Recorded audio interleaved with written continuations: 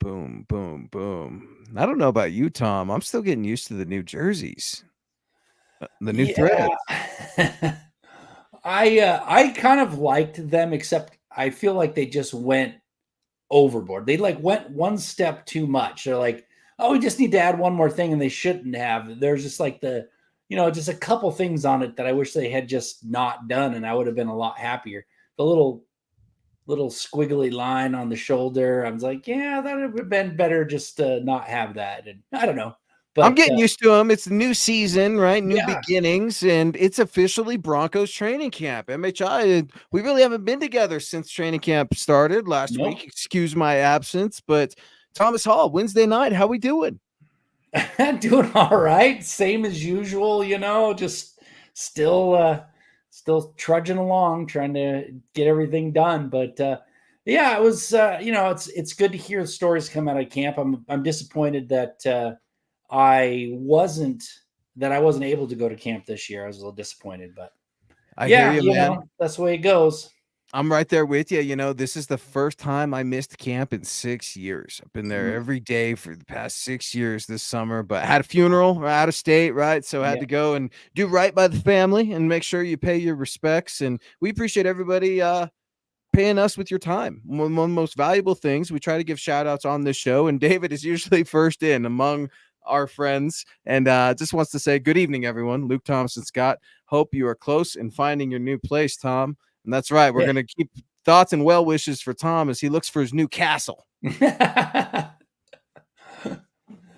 I'm Oh, just trying to keep my castle. We've got wildfires here, and by yeah. castle, my humble abode. We've got wildfires out here in Colorado, California, Canada, all over. Yeah. Heat warnings in the United States. Hopefully, folks are staying safe out there in this hot summer heat. David Papa Bear, also another one of our friends, who's usually in the chat very early, ready to talk Broncos, always full of enthusiasm. Good evening, Broncos country. Luke, Tom, and Deacon Scott. Go Broncos in the USA, 12-5. Buckham, MHH for life. Knicks for 6. Prayers for Quinn Yeah. Bailey. It's always a tough and scary day when players go down, and that's what happened today in Denver, Colorado, as backup offensive lineman Quinn Bailey goes down with an ankle injury. I believe it's a right ankle injury. I spoke with a guy who was out there today, very close to where it happened, and he actually said he heard a snap. It Yeah. made me speculate, and I'm just speculating, but usually when an air cast is involved, there can be an open fracture of some sort. Mm. We know Quinn was transported by ambulance to a local hospital. I'm assuming he's in stable condition, but from all accounts, a horrific injury for Quinn Bailey today, Tom. Yeah, it sounds really, really bad. Most likely he's not it's not like a clean, easy break that he can, rehabilitate from and be back this season. Most likely. It sounds like he's done for the year, which is unfortunate. I mean, for Quinn Bailey, for sure, a guy that was developing and, becoming a real part of this team, but for the Broncos also because his versatility to play both tackle spots, both guard spots if need be. That's a valuable backup offensive lineman to have. And yeah, it's always tough to see someone go down, especially a young guy who's just kind of really he's developed. He's starting to really get some traction in the NFL, and then this is just it's really a sad deal. Head coach Sean Payton spoke about the injury after practice today. You could read about it over at milehighhuddle.com right now, saying, quote, "It looks like he fractured his ankle," Payton said of Quinn Bailey. Quote, "That was definitely apparent. I'm not sure of the timeline relative to surgery, but it's always tough to see and to be a part of when you're at practice. It's one of those bitter realities of our game. He was having a really good camp." And offensive line is something that, Tom, you and I continue to address as concerns for this Denver Broncos team. It feels like for as long as we've been together, right? Nick and I have addressed it for years. You addressed it for years on your other shows. Broncos country knows that we need the next new crop of offensive linemen. And Quinn Bailey has been a steady anchor as a backup on the offensive line. He's been somewhat versatile, but this is a major loss when you look at who's still standing in the second and third strings. Obviously, it opens up the door for competition, but a major loss and a bummer morale-wise, too. Yeah. I mean, Tom, you and I have been out there when guys have gone down due to injury, and it doesn't matter if you're a starter or backup player. When the scary injuries happen like this, everyone's heart kind of stops. You just choke up a little. You thoughts and prayers and just well wishes for Quinn Bailey. A really, really tough and a horrific day for the young man here in Denver today. Yeah, it's it's a bummer. It really is. Someone's going to step up, and I don't know if you remember a few weeks ago when we were doing our kind of predictions for camp. I was talking about Matt Pert. I said it's going to be somebody like Matt Pert's going to win that swing tackle job, and his job to win that just from unfortunate events has gotten a little bit easier.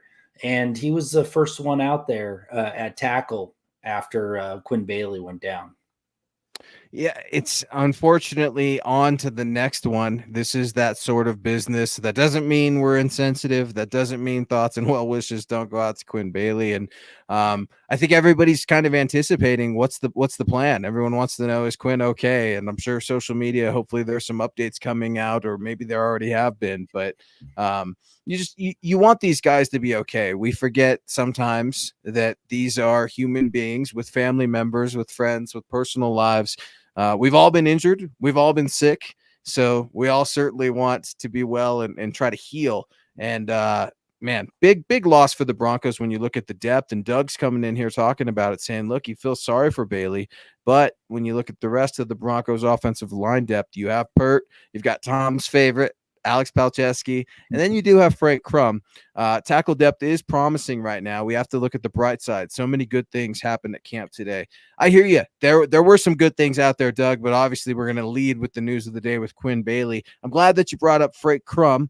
I know our friend Kathy Lund is in the house, and the rest of Wyoming is watching MHI right now. And I love me some Frank Crum. He seems like he has a lot of potential right now, talking with some folks that were out there.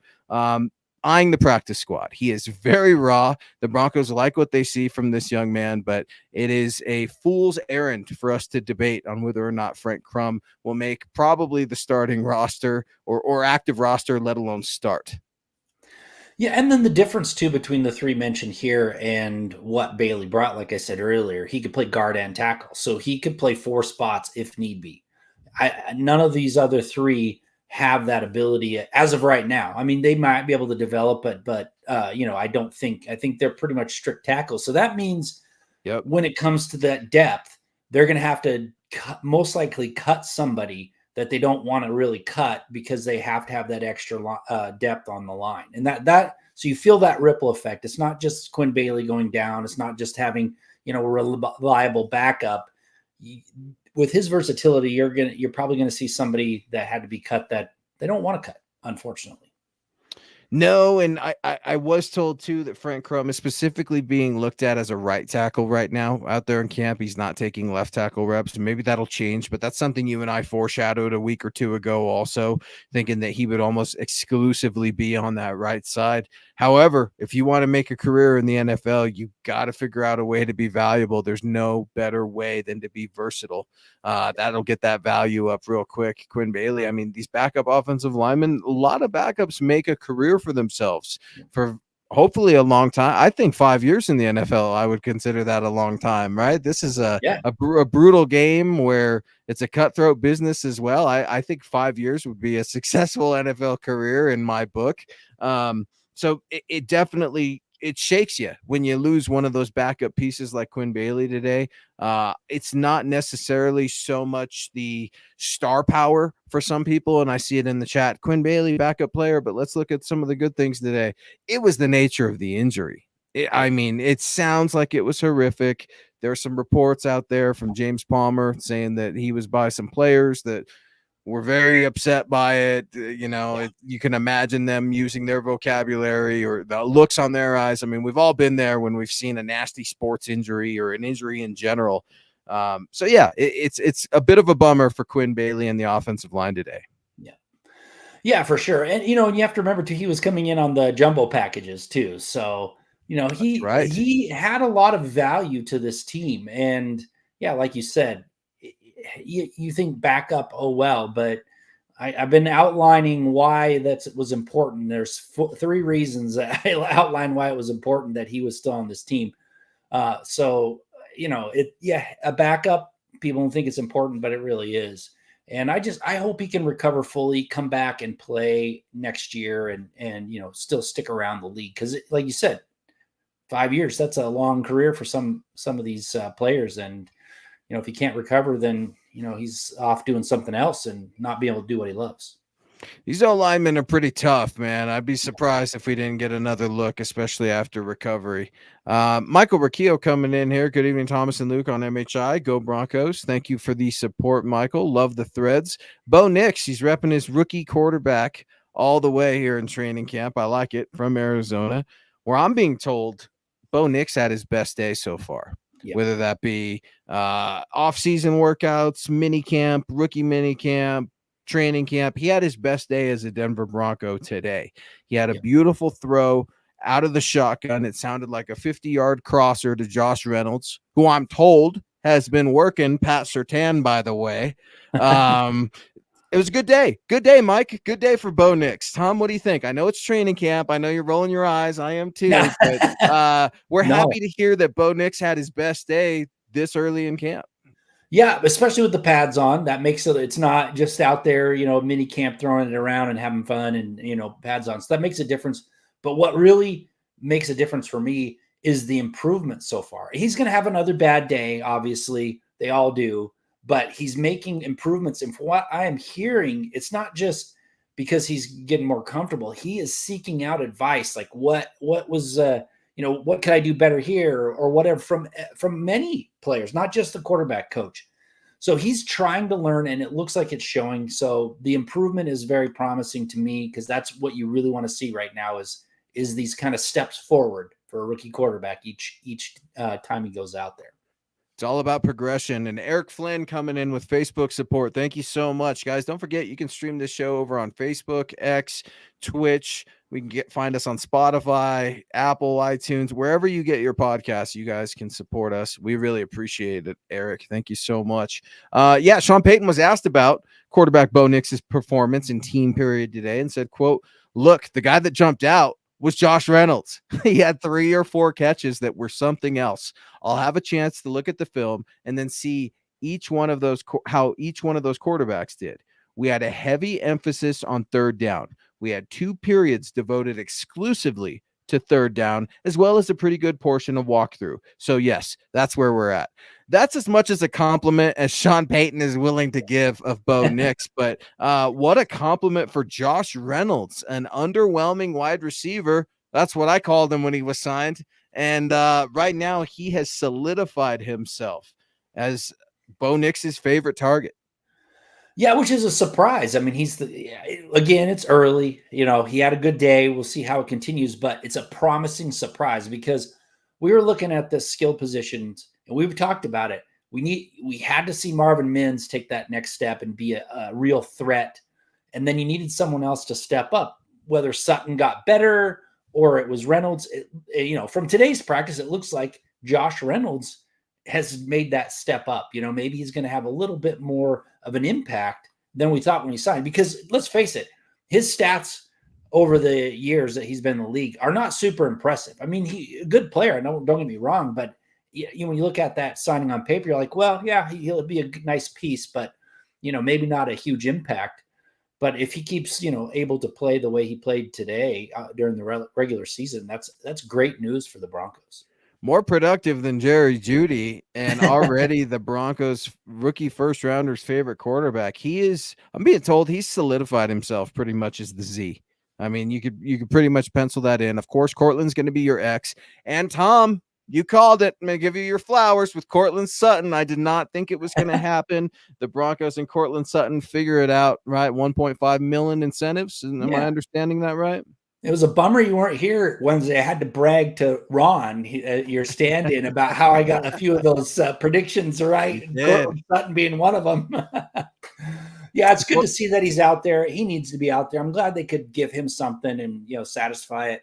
He's out there working along with the rest of them. That's important. So I actually think the wide receiver group, it's going to be a dogfight for those last couple positions that on the team. And so somebody's going to have to stand out. And some of these younger guys could just jump ahead of some of these vets. Yeah, Todd coming in. Nix is the real deal. You best recognize now, Luke. Yeah, no, I hope he is, Todd. Do not get me wrong. I'm not making fun of him, but we have all fallen for the banana in the tailpipe that is training camp, that is practice, that are these little flashes of what we're calling football on Wednesday, July 31st. Reports are that Bo Nix had his best day. Well, I would hope so, because that means things are going in the right direction. It doesn't mean he's on his way to Canton. It doesn't even mean he's the starter just yet, but he's working towards that goal. He's chipping away at that mountain, getting closer and closer each day. It's sold out over there, right, with the tickets. Yeah. The Berg is absolutely packed. People want to know what Sean Payton and Bo Nix are going to look like.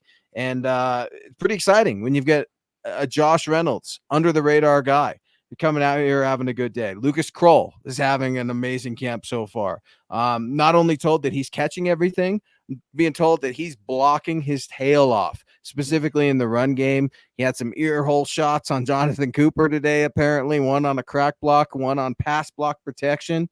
Love to see some toughness out of these under the radar players like a Lucas Kroll or a Josh Reynolds. I absolutely love it. We have lacked depth for so many years, or new talent. Not saying they're going to any Pro Bowls, but for crying out loud, it gives me something to smile about.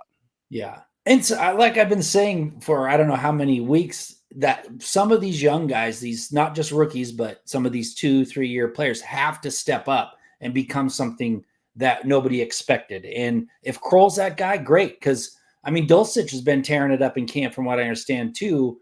But his reliability of him being healthy, that you can't bank on it. So they needed somebody else in that group to step up, and everyone was pretty excited about Kroll. He's got the skills, he's got the size. He needed to develop, and hopefully he continues to do that. So I'm not expecting him to be, like you said, going to Canton because of the way he plays this year. But I'd like to see him at least take that leap. Right, and you'd like to see Dulcich stay healthy, right? That's always been the big thing with him. Can you make it out of camp? Can you last during practice? Those sorts of things. Phil McLaughlin, what's going on, Phil? Good evening, Thomas, Luke, and Scott. Sending prayers to Pearl, who's currently in the evacuation process. Hashtag Buckham, MHH for life. Thoughts and prayers, Pearl. We are definitely thinking of you here at MHI and MHH and all of Broncos country. We'll get behind this one. Thoughts and prayers for so many folks are being affected by wildfires right now, or so many just natural disasters. This is a crazy world, crazy times that we're living in. But very kind of you, Phil, to bring some of Pearl's troubles to light. So hopefully we can help support her in any way that we can. Yeah, good luck, Pearl. Just just do what you can to get out and evacuate and safely. And we'll be thinking of you, and we'll see you when everything settles down. I'm right there with you, Pearl. There's a fire 10 miles from our house right now here in Roxborough. So we are currently keeping an eye on stuff, and you got to take care of each other. I love that Broncos country rallies and supports one of their own. So Phil, huge shout out to Phil too, for shedding some light on one of his friends and taking care of one of our own, just like Howie freaking Day coming in here. Speaking of taking care of each other, he's showing his love and support on Facebook. We really, really appreciate that, Howie. Yeah, you get back to Broncos a little bit. We get back into some of the craziness of our world. Bo Nix appears to have had to his best day. Quinn Bailey went down with a nasty, nasty injury. Started asking some questions, right? And this is the first camp I've missed in years, so to speak. But I started asking questions specifically about running back, right? Because there are a lot of concerns about Javonte Williams, specifically coming out of the offseason. And I'm told he's dropped 10 to 11 pounds. He is definitely going to be the starter. That's the speculation out there, at least on the media side. Fans would probably agree. Estime should be your backup. McLaughlin's going to be your third down back. Shocker. But it does sound like Jaleel is having a hell of a time in pass protection right now, Tom. A couple plays today where Bo Nix would have absolutely gotten smoked. Yeah. The Broncos have got to figure out a way to get these younger backs more experienced. I think P. Ryan is probably on the outside looking in right now. If you have Javonte Williams as your starter, there's a lot of green on that bench with an Estime and a McLaughlin. Yeah, it looks like Williams and Estime are going to be a solid power 1-2 punch. Williams promising that he dropped some weight and looking fast again, which is good. I'm happy to hear it because I loved watching him as a rookie. McLaughlin. I love McLaughlin. I love his story. He's a hard worker. He's earned every chance he's gotten. But that was why I was wondering if he was going to stick over Watson, who's actually, I think, is still injured. So that gives McLaughlin a leg up. He was a little bit thicker, probably able to handle that pass rush a little bit more when need be over McLaughlin. So that's why I thought, McLaughlin's going to have a little bit tougher time making it. But it doesn't sound like he's getting threatened right now because Watson's not out there from what I understand. So I hope he sticks, and he needs to put a little bit more bulk on so he can handle some of that blocking duty. Yeah, that's going to be tough, right? I mean, you talk about bulk. We've got defensive ends that need to add bulk, right? You look at Jonathan Cooper, who got handled today by Lucas Kroll a little bit. I mean, Jaleel McLaughlin brings that speed, but that speed does you nothing if you're going to get your quarterback killed in pass protection. And I know Sean Payton needs to know the moment. He needs to be responsible as a play caller. There were a lot of reckless plays called last year, and I think Sean would agree with that. A lot of erratic play, and Sean Payton certainly deserves his own heap of accountability for what that offense looked like last year. But with Bo Nix, the priority has got to be protecting this guy. He is going to turn the ball over. You will see interceptions. Hopefully you don't see a ton of fumbles. Those drive me absolutely insane, Tom. I get the interceptions in fantasy football, but the fumbles, the sack strip fumbles, Russell Wilson, as long as Bo Nix is not turning his back to the line of scrimmage and spinning right and left, we should be just fine. I am told that Bo Nix, there are some designed runs for Bo Nix that folks are seeing out there at training camp, specifically on third downs.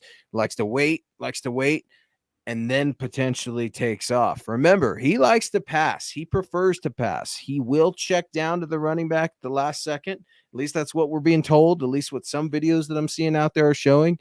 But they want to use Bo Nix if and when they can to get first downs using his legs.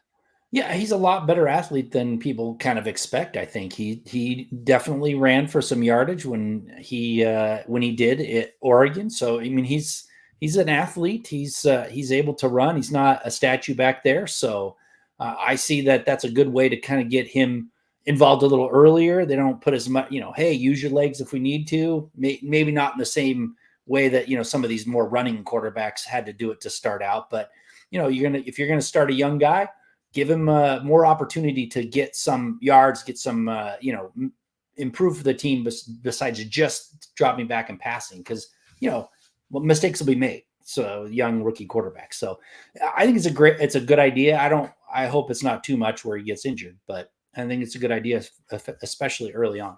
I don't think we're going to see like Taysom Hill situations out there with Bo Nix, right? Where they're just going to be bringing in Jarrett Stidham to hand the ball off to Bo Nix. No, that's not what we're talking about. We're just talking about trying to be crafty enough to move the chains. That's how you immediately gain the favor of fans who know what they're talking about and ultimately potentially getting points, right? Whether that be a field goal or a touchdown. I know we love to see touchdown passes, but how about first downs? How many first downs can we make as a quarterback?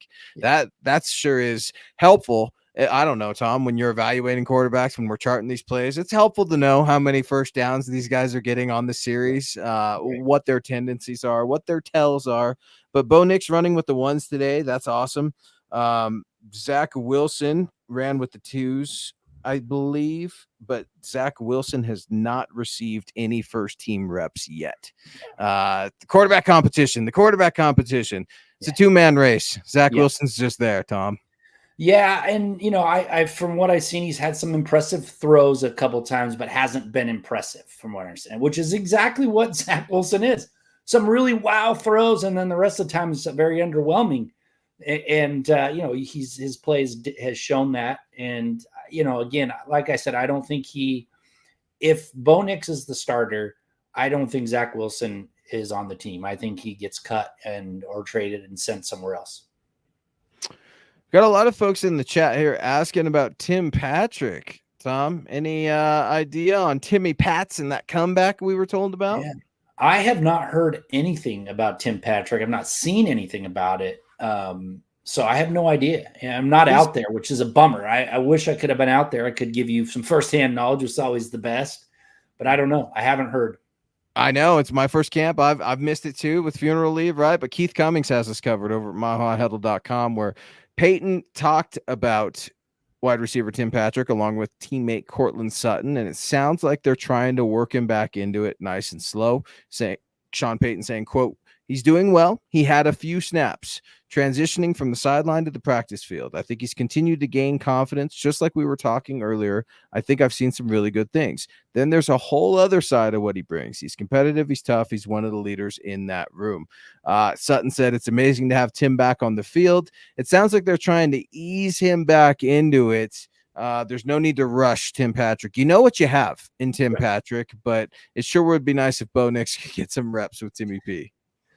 Well, in the way it's looking now, I mean, he's at best the fourth, wide receiver, and his new salary probably dictates that, and that's at best, right? And if they want to go with some of these younger guys that pop, they might. I mean, you're looking at maybe a coin flip between he and little Jordan Humphrey if they want to do a little bit more of the youth movement. So he needs to get back on the field. He needs to get out there and make some noise and and win a spot. You can't win a spot if you're sitting on the sideline. Dylan Von Arks, one half of Saturday night, coming in here. Just name Nix the starter. Give him all the reps to speed up that learning curve. I'm right there with you, Dylan. I'm tired of this every other day thing with Jarrett Stidham, and then Zach Wilson's just kind of there. It's silly. There are lots of open competitions right now, but man, Bo Nix he needs these reps. I mean, he needs first team reps. He needs to be throwing against Pat Surtain. He needs to feel the pass rush or lack thereof of Vance Joseph's first string defense. I mean, there's only one way to try to replicate what live rounds will be like. I guess this is as close as we can get with the within the rules of the 2024 NFL that is training camp. But I'm with you, Dylan. It's frustrating because you almost feel like there's time that's being wasted if Bo Nix, at least for me, if Bo Nix isn't taking those starting reps. I'm just like, why? I thought Jarrett Stidham was the robot. We know that Sean Payton loves him. If he truly is that, then why are we wasting our time giving him first team reps? You know what you have. Well, and let's face it, Sean Payton, his coaching legacy with the Broncos now hinges on Bo Nix. Really. Not Jarrett Stidham. It's Bo Nix. And if you're going to stunt his growth because you're worried that, well, I might need to start Stidham because I got to have one more win than I would have got with Bo Nix, which is probably the best that you're going to get, why bother? It's kind of one of those things. Like either Bo Nix has to be really bad and you're like, crap, this is not going to work out. We're going to have to go, draft another quarterback, or he is the guy good enough. Then stop fooling around with Stidham. Just, make him the backup, have Nix just learn as much as he can and go with it. Because I've said it before. Stidham is not the guy that's going to turn this franchise's fortunes around. We know it. He's a backup style quarterback. He's not marketable. No one's going to rush to the stadium to see Jarrett Stidham starting. They're going to rush there to see Bo Nix. He's the guy, the chosen one, and he has to prove it, obviously. You can't just hand it over to him. But if he is good enough to be splitting reps and there's any sort of decision, make the decision.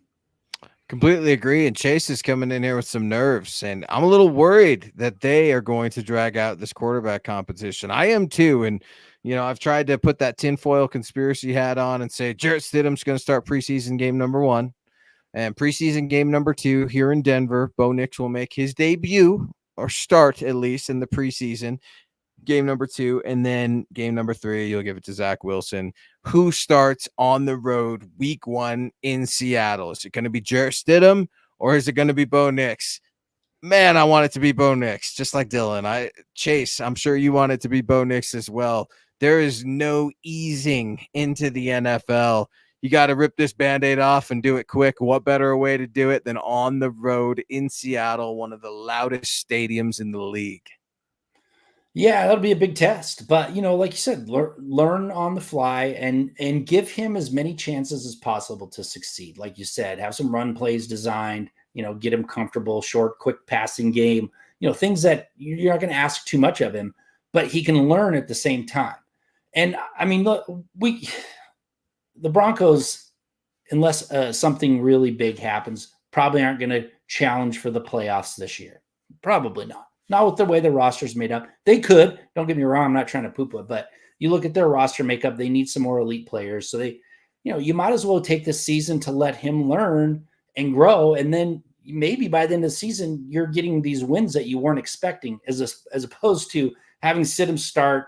You maybe get a few wins, and then the end of the season, it's kind of like a lame duck season. Let's look at the other side of things, because we try to show both sides of the coin, if you will, and allow Broncos country to have an outlet and a voice on this show, because you make this show possible. It's only fair. It's only right. Jay Roper, one of our friends coming in. If Jarrett Stidham starts, drafting Bo Nix was a failure. That's an interesting statement, because I saw that, Jay, and I wanted to get after you for a minute. I'm like, a failure was... How is Nix the failure? But I see where Jay's going here. Jay's saying, why did we draft Bo Nix if we're going to start Jarrett Stidham? Why aren't we just going to rip this Band-Aid off? I mean, I'm with you, Jay. I don't know that I want to be as forthright just yet, but I'll be dramatic later if that's the case. I'll be right there with you, Jay. Make room in the foxhole, because if Jarrett Stidham is starting in Seattle week 1, what went wrong, Tom? If Stidham's starting... Well, I'll tell you, I think I would preface what Jay says. If Stidham starts the season, right, like he just basically is the quarterback for the season and Nix isn't in there, that's a failure. Now, if Stidham starts the first couple games and then Nix comes in because maybe he just needed a little bit more time to kind of get used to the NFL game or whatever and get going, then he's not. But like Jay says, if Stidham starts, like if he's the starter for the year, boy, that Nix pick seems a little suspect at that point, because the reason why I say this is it's not like you've got this aging starting veteran that's trying to get one more good year and you draft his replacement. You got Stidham, who's probably better suited as a backup.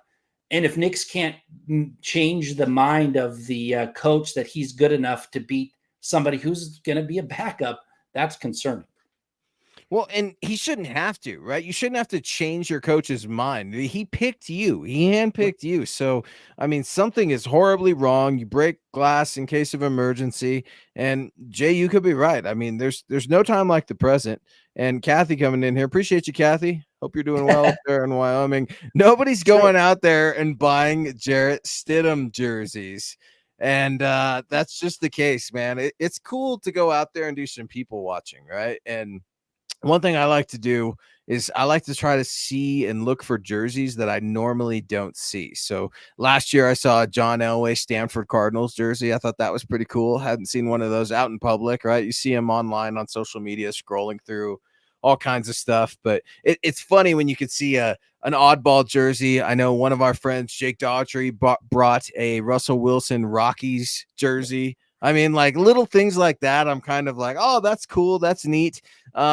I haven't seen a Jarrett Stidham jersey ever for the Denver Broncos. I don't even have them. Are they even for sale? I don't know. The best jersey I saw, actually, it wasn't at camp. It was at one of the meet and greets. Somebody was wearing number 77, and of course, it's Carl Mecklenburg. Turns around, it's Lyle Alzado. Had an old Lyle Alzado 77 jersey. Yeah, 6 Mile Lyle, right? What's that? 6 Mile Lyle? Isn't that what they called him? Yeah, maybe. I don't remember that nickname. No, yeah. I thought I saw. See, he was. I was just coming up as a little guy when he was 3 Mile Lyle. That's what Howie Long. That's what Howie Long called him. saying, quote, because you never knew when the 3 Mile Mile was going to blow. He was a nuclear plant. He really was. He and really that's was. and that's what Howie Long called him. Yeah, he spent some time as a Bronco. Believe it or not, had a boxing match against Muhammad Ali here Yeah. in Denver, Colorado, some years back. Went 12 rounds with him too, I think. I mean, he went the distance with Muhammad Ali. Yeah, he got carried. Yeah, It was an Muhammad exhibition, Ali. obviously. Muhammad Ali. So what you're telling me is that Lyle Alzado was Jake Paul before Jake Paul. He got in there and was really doing these celebrity boxing matches and prize fighting. Alzado was actually a pretty solid boxer, from what I understand. I think he did a little real boxing. Like, it wasn't just, hey, I want to get in the ring and let's have some fun. No Ed Too Tall Jones or anything like that, but I think he was fairly accomplished. Yeah, I would believe you because he was scary. He looked scary, right? That's not a guy that I would want to try to fight. I mean, he looked like he had every ounce of mean written all over him. And RIP. Dan coming in here offering a different perspective from Facebook. We appreciate you, Dan. The Denver Broncos will have a top 3 pick in the 2025 draft. They should have drafted defense in 2024 and then gotten their franchise quarterback in 2025. It's interesting. I like to read comments like this too, because I wonder, Dan, if Dan's a Broncos fan, because usually you hear we should have drafted or why did, they sorts of little things like that. And I appreciate this take because there are folks in Broncos country that feel the Broncos may have nabbed the worst quarterback of the draft. Bo Nix was never on their draft board. He was never high on my list. I'll be the first to tell you that, but I'm excited to see him. I'm excited to try something new. He's here. You can't change the picks. You can't go back and rewrite history. Doesn't mean I have a Bo Nix jersey in my house quite yet. But damn it, Tom, I want to see him do well because that means that the Broncos are starting to take baby steps in the big direction that they need to head. Yeah. Typically what I see when it's it's because something good happened. It's they when they did something bad. If you're watching people tweet about the game and things like that, is we did great. Oh, they did bad. But so maybe there is they didn't do a very good job in his mind. As opposed, they had to go to had to go quarterback this year. I mean, they had to take a swing. But like for me, with the stack of offensive tackles that were there, that in this first round of the draft, I thought if you were going to skip out on quarterback, grab your left tackle of the future and then go for a quarterback. But they didn't. They took Nix, and he could flop, but he might be the real deal as well. There's some good questions about what's going on with Riley Moss right now. Is Riley Moss looking like cornerback in number 2? That's tough to tell. Right now, there's some articles out there talking about the cornerback competition the Broncos have going on. I'm a little bit taken back that Josh Reynolds has beaten Pat Surtain multiple times in multiple days. Wondering what's going on there. I'm not worried about Pat Surtain. That has had my full attention, Phil. When I start to wonder about Riley Moss, I wonder what Riley Moss is going to look like under Jim Leonard. Maybe comparable players. I don't know. It's so hard to tell because it's training camp. It's what's it look like on 7-on-7? What's it look like in 1-on-1s? What lineup is he going with? Are they wanting to try him out in some nickel and some dimes? Special teams is where Riley Moss could immediately stand out in my mind. And I know that's not a fun answer, Phil. But damn, the special teams has been pretty horrid around here for a long time. We need fundamental tackling, fundamental coverage. Riley Moss should be able to do both. Yeah, and I mean, I think that's why I think they brought in Levi Wallace really to be the opposite. And if Moss can beat him out, that's great. The problem is we didn't get to see Riley Moss. He didn't get on the field much, just a few snaps. So we have really no idea. We see him at camp. Hopefully he's doing well. But yeah, Todd, Levi Wallace, that's exactly what I was saying. He was brought in to be the number 2 guy because there were a bunch of question marks. I mean, Damari Mathis really took a nosedive. Fabian Moreau got terrible by the end of the season. Riley Moss, nobody knows. So it's one of those things they're going to use the vet. But man, if Moss could beat him out, that means he's really playing well. Oh yeah, well, we got to see it, right? These are some George Payton. Well, not George, just George, right? Was Sean technically a part of that Riley Moss? I mean, so you got to develop the next in waiting. You're not just going to have the luxury of a Pat Surtain forever and ever. Who are you going to play opposite of Pat Surtain if a quarterback doesn't want to throw his way? If he's shutting down one half of the field, you could be sure that the middle and the other half are going to be where the quarterback is looking. These are all questions that the Broncos have to answer.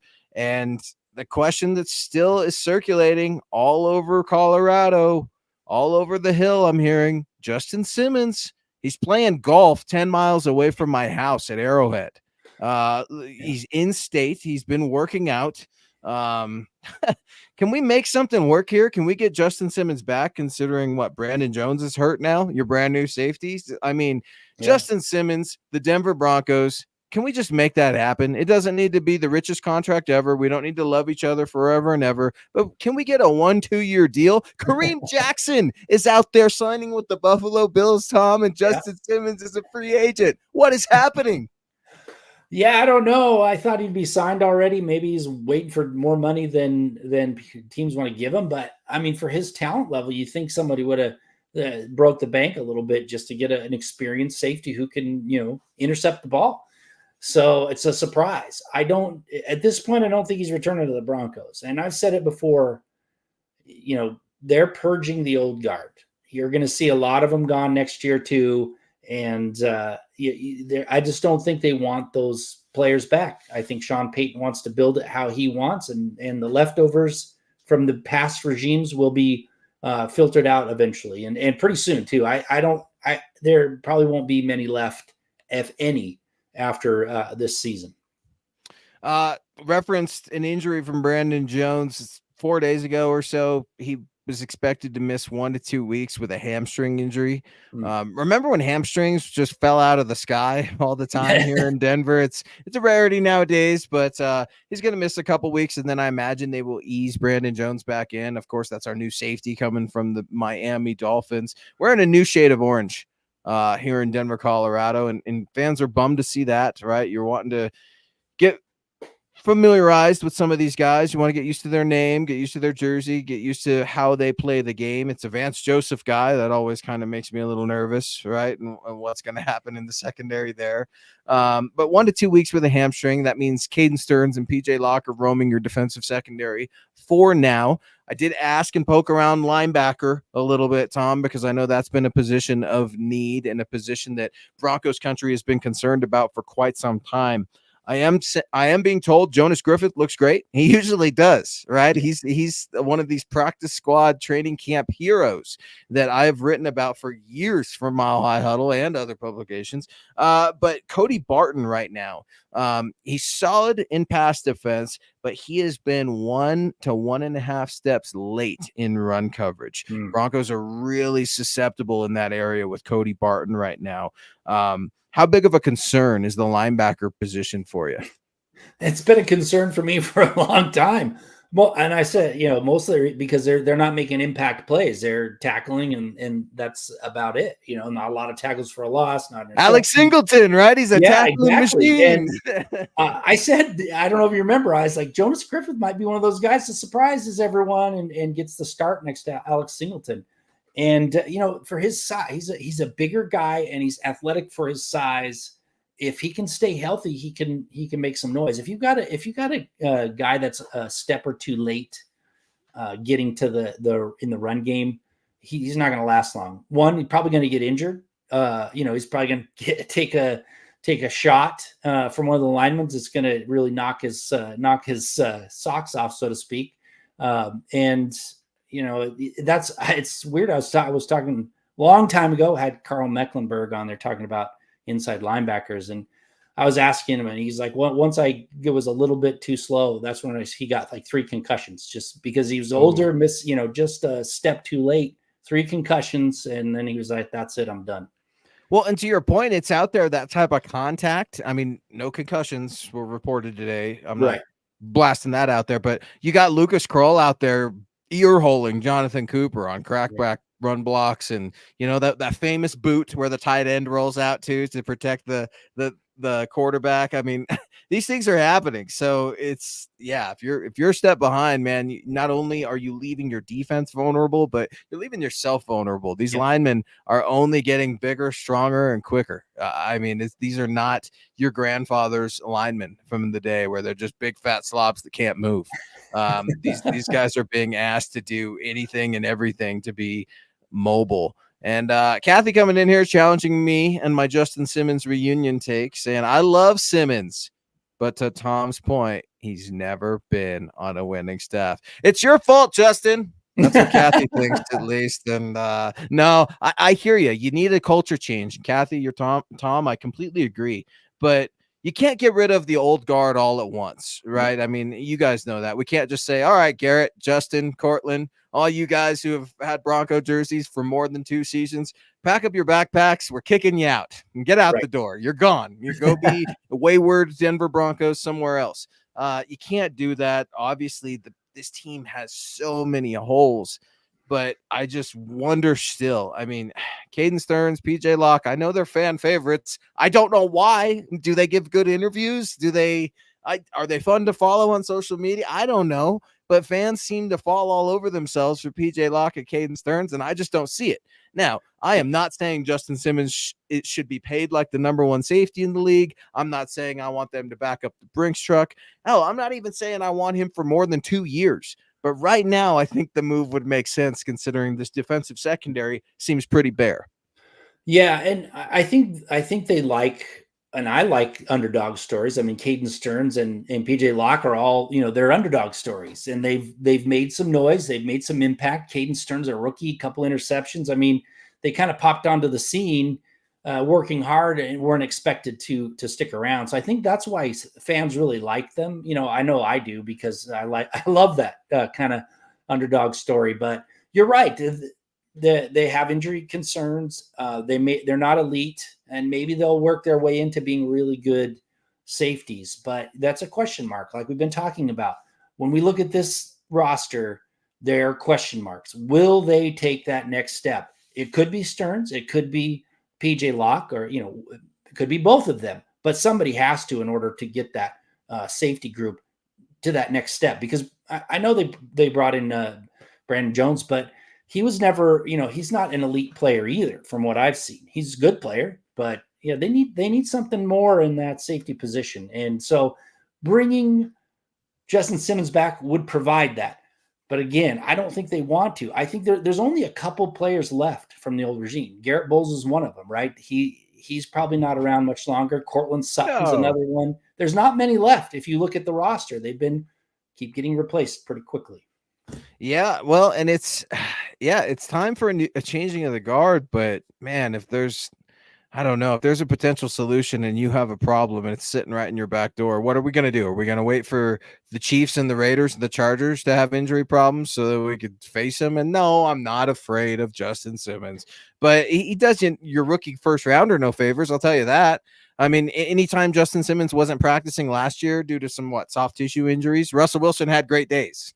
When Justin Simmons practiced, Russell Wilson had horrible days. It just kind of works out that way. I know there's the old philosophy, and we could get in the argument for the next 13 minutes of the show. Is offense tailored, or is practice and training camp tailored to the offense, or does defense have the advantage? I mean, it's crazy to say, because guys, this isn't real football. It's the closest thing that we can have. Pads just came on, right? So while we're counting the starters and Zach Wilson got this many reps on the twos, and Jarrett Stidham did too. So maybe Bo Nix is actually leading as the one. I mean, there's a lot of silly little games going on with training camp right now. It's hard to get a good evaluation, but based on what we have, your guy John Franklin Myers is doing well. Tom, lots of 2-3 different folks I talked to today brought his name up specifically, saying he's freeing things up for Zach Allen, who, the same Zach Allen who was my camp MVP and made me look like a jackass all season last year because he was missing, right? I mean, I do a good enough job of that myself, but it's just like, okay, John Franklin Myers, maybe another piece that didn't send shockwaves throughout Broncos country and free agency, but is certainly welcome here in Broncos country. Yeah, and that was a big question mark too, because is Franklin Myers and Malcolm Roach going to replace Purcell and Harris and be that big of a step up? Jonathan Franklin Myers seems to be a pretty big step up, which is great. I haven't heard a lot about Malcolm Roach, but I mean, again, we saw Zach Allen just wreaking havoc in camp, and then he just kind of disappeared for quite a while to begin the season, and then off and on throughout the season. So it made I hope it continues on through the rest of camp, preseason, and into the regular season, because the Broncos, that's one of their big weaknesses from my perspective, is the defensive line. I didn't think they addressed it well enough, but I could be wrong. Those two guys may be really beginning to really come on and be a really, really solid players. Was it a mistake to let Draymond Jones go? I don't think so. I mean, I think Zach Allen played about as well as Draymond Jones did.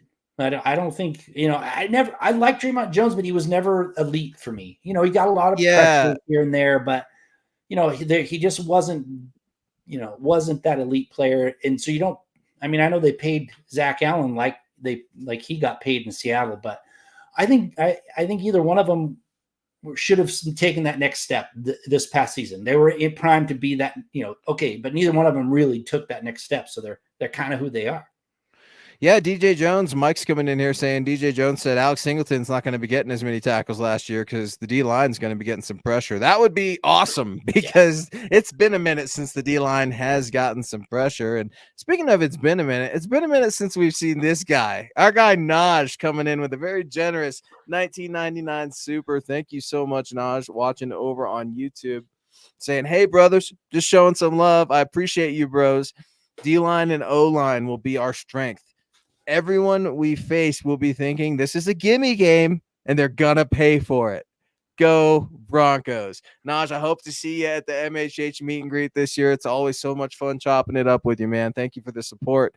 Are the Broncos being slept on? Because Naj giving me some goosebumps here. I hear trap game associated with the Denver Broncos, and that brings a smile to my face. Yeah. It may be early on, but if they're winning those games, then they're not going to be for long, right? They're a lot better team than I'm giving them credit for sure. Yeah, and I hope you're right that the O-line and the D-line are strengths. Like I said, both of them had some question marks, D-line especially, but they hopefully address those, with the signing and the trade. O-line, to me, it's like everybody talks about how, try to say the O-line was great. It was all Russell Wilson's fault and yada, yada, yada. But they were ranked number 28th in rushing touchdowns in the league. They were ranked like 21st in rushing yards per attempt. I mean, they that's good, right? Get the running game going. So they need to step up their game, the offensive line. They have to. They've got to be a better run blocking team.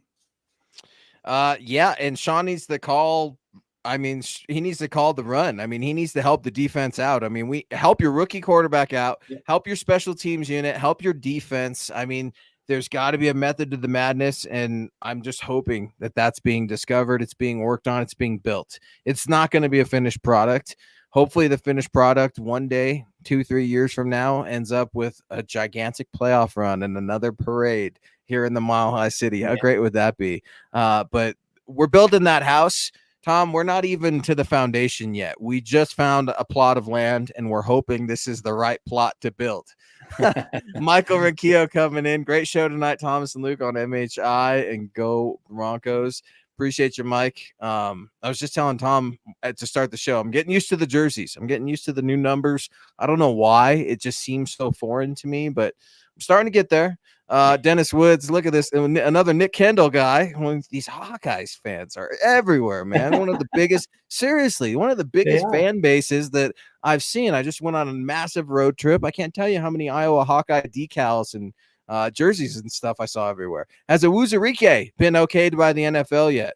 I don't think so, Dennis. Last I checked, the state of Colorado is looking into Awuzurike and some of the gambling troubles that plagued him last year and that suspension. So anytime the state, local law enforcement are looking into you, The NFL is probably going to allow that investigation to play out before they do their own. Tom has talked about things being connected to his college days as well. So I can understand why Dennis has some questions about his fellow Hawkeye here in Broncos country. Yeah, I think they cleared charges. I think they dropped the charges here in Colorado. The problem is with Wazirike is he isn't a star, and he really gambled. It wasn't a mistake. It sounds like, I mean, even if they had charges and they dropped them, it's a pretty intense amount of gambling with some shadiness to it. I don't know if he'll ever be back in the NFL. Maybe they'll give him another shot. I just it just seems unlikely to me for a guy like Wazirike.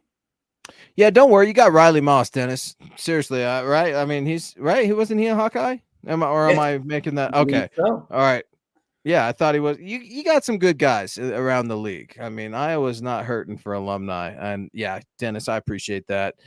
Chase, I appreciate it. Todd coming in here too. He's been cleared. So yeah, I don't know what his future looks like as a Denver Bronco. I mean, it's not to say folks can't overcome mistakes, but I don't think Sean Payton wants any form of distraction right now. It sounded like there was a dust up between a couple undrafted guys yesterday, right? I think a tight end and a linebacker or something like that. And when Sean Payton was asked about it, you can read about it over at milehighhuddle.com. He didn't play too much into it. I mean, again, these weren't starters that are going after it or anything like that, but I think he understands that there's a competition right now at so many different positions. He wants a level of edginess, a level of chippiness. We got to form some sort of culture here, and just getting pushed around and thinking you're going to be anointed a job, that doesn't seem to be the mission of Sean Payton. He's getting testy with guys out there, with reporters out there on day one. I'm listening to audio on the way back. I'm driving. I'm like, dang, he's already going after some of my friends day one. I like it.